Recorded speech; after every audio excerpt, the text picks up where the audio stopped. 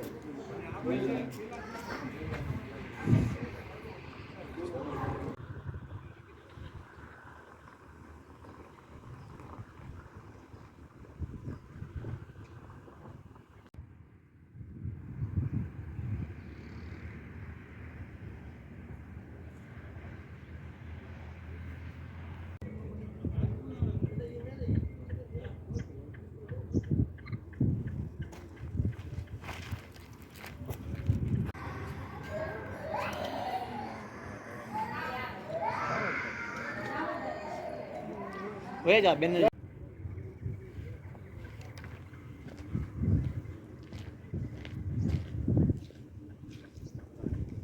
हाँ मोरो 8-10 वीडियो लो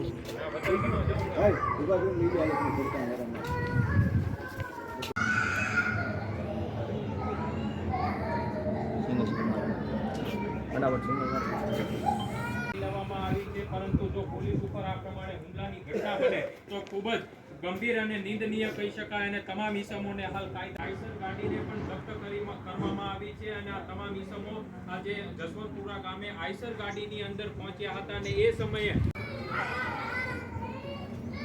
હું કે કોણ